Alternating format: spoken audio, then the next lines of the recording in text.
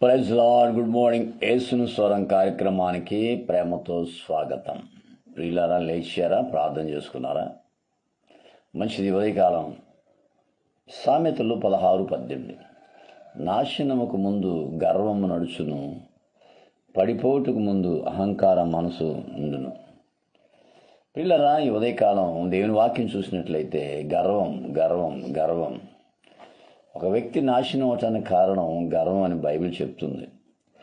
మనం గర్వించడానికి ఏముందండి మన దగ్గర? We are nothing.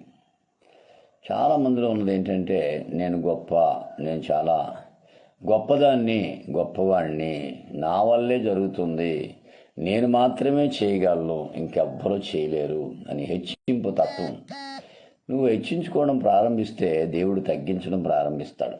మళ్ళీ చెప్తున్నా, నువ్వు హెచ్చించుకోవడం ప్రారంభిస్తే దేవుడు నేను తగ్గించడం ప్రారంభిస్తాడు. నువ్వు తగ్గించుకోవడం ప్రారంభిస్తే ఆయన నేను హెచ్చిస్తాడు. ఉదయకాలం ప్రియులారా, మన జీవితాల్లో ఈరోజు వరకు ఇలా బ్రతికున్నాము, జీవిస్తున్నాము, మాట్లాడుతున్నాము, తిరుగుతున్నాము, తింటున్నాము. కారణం ఎవరో తెలుసా? 100% ప్రభువైన యేసుక్రీస్తు. ఆ మాట నువ్వు ఎప్పుడైతే జ్ఞాపకం చేసుకున్నావో అప్పుడు దేవుడు ఇంకా నేను దీవిస్తాడు. అంతేగాని గర్వం అనేది దినాల్లో ఒక స్థితికి రాగానే, కొంచెం డబ్బు సంపాదించగానే, కొంచెం ఆస్తి సంపాదించగానే ఆటోమేటిక్గా వారి హృదయాల్లో గర్వం వచ్చేసి వారి జీవితాన్ని వారే పాడు చేసుకుంటున్నారు. ప్రియులారా, గమనించాలి. దావీదు ఎంత గొప్పవాడైనా ఒక మాట ఎప్పుడు దేవుడి దగ్గర అనేవాడు ఏంటో తెలుసా?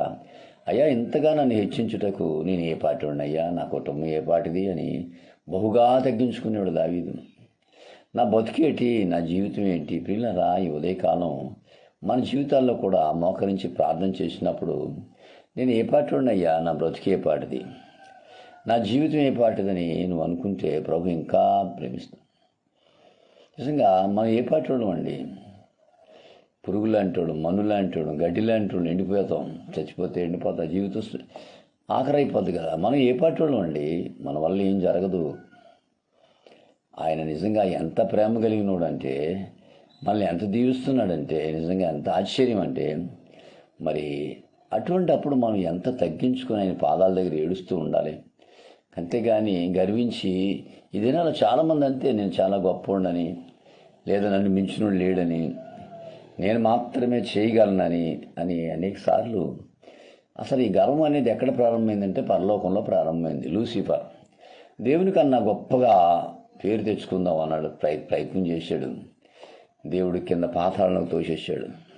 అక్కడ ప్రారంభించిన గర్వం చివరికి మానవ లోకానికి అంతా వ్యాపించింది. ఈ గర్వం చాలా భయంకరంగా మనుషుల్ని పతనం చేస్తూ వస్తూనే ఉంది. అదొక విషయం లాంటిది.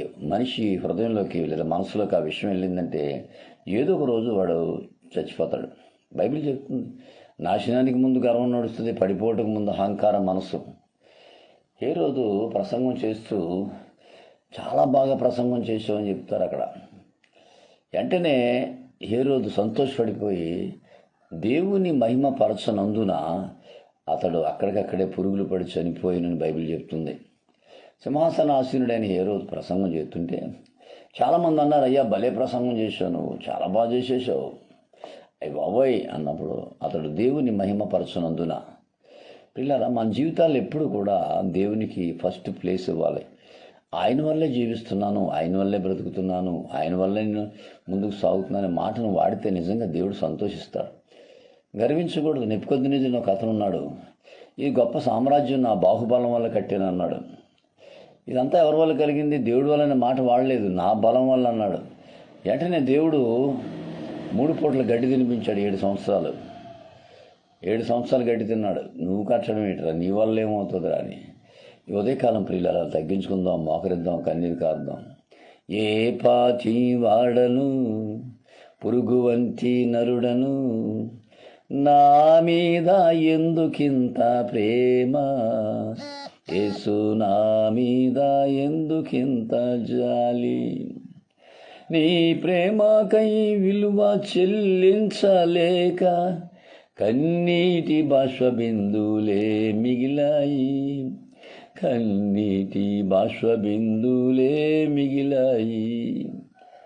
ఏ పాటి వాడను, పురుగు వంటి నరుడను, నా మీద ఎందుకింత ప్రేమ, యేసు నా మీద ఎందుకింత. ఏ పాటోళ్ళండి? మీకు విషయం తెలుసా? గడ్డి మొలిస్తే గడ్డికి విలువ ఉంది,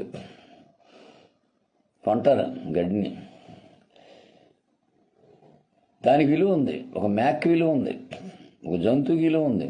మనిషికి విలువ లేదండి. వాడు చచ్చిపోతే తీసుకెళ్ళి కాల్చేయడం, పాతేయడం చేస్తున్నారు. భయంకరం అండి. అటువంటి అప్పుడు మనం ఎంత తగ్గించుకోవాలి, ఎంత వినయం విధేయత కలిగి ఉండాలి. నేనే నా వల్ల నేను మాట వాడను. నేను ప్రసంగాలు చేసినా, పాటలు పాడినా కొంతమంది అంటారు, అయ్యా భలే పాడారండి, అయ్యా భలే ప్రసంగం చేశారు. ఎట్లా అంటున్నాం? నా వల్ల ఏం జరగలా, దేవుని వల్ల జరిగింది.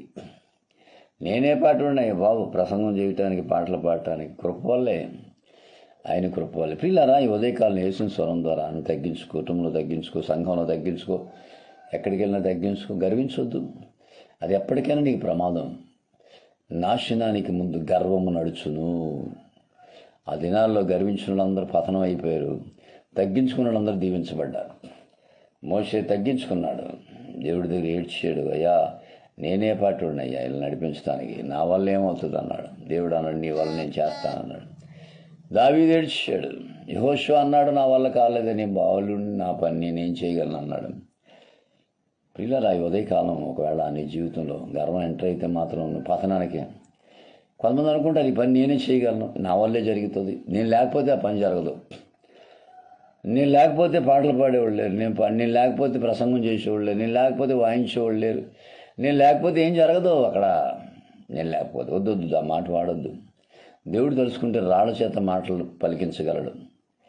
దేవుడు తలుచుకుంటే రాళ్ల చేత మాటలు పలికించగలడు అంటాడు కదా బైబిల్ ఒక దగ్గర. మీరు ఊరుకున్న నీళ్ళ రాళ్ళు లేచి మాట్లాడితే జాగ్రత్త అన్నాడు. అంతే, మీరు ఊరుకుంటే రాళ్ళు చేత మాట్లాడించేస్తాడు దేవుడు. నువ్వెంత, నేనెంత, మన బ్రతికెంత అండి. ఈరోజు కనబడతారు, రేపు మాయమైపోతాం. కాబట్టి యేసే పాదాలు తగ్గించుకుందాం, ఏడుద్దాం, కన్నీరు కారుద్దాం. ప్రభు మా వల్ల ఏం కాదే, మా శక్తి పనిచేయదు, మా భక్తి పనిచేయదు, మా ప్రార్థన అసలే పనిచేయదు, కేవలం నీ ఉచితమైన కృపతో బతుకుతున్నామని అన్నప్పుడు ప్రభు దీవిస్తాడు, ఆశీర్వదిస్తాడు, ఇంకనూ బహుగా నేను ముందుకు తీసుకెళ్తాడు. అటువంటి గొప్ప తగ్గింపు పరిశుద్ధాత్మ దేవుడు మనకి దయచేయనుగాక. ఆమేన్. మీ సహోదరుడు పాస్టర్ రమేష్ కుమార్, రాజమండ్రి. 9849864990. షేర్ చేయండి, సబ్స్క్రైబ్ చేయండి, ఇతరులకు పంపించండి. చాలామంది వింటున్నారు, 100 మంది షేర్ చేస్తున్నారు. దేవుడు వారిని సమృద్ధిగా దీవించుగా. God bless you all.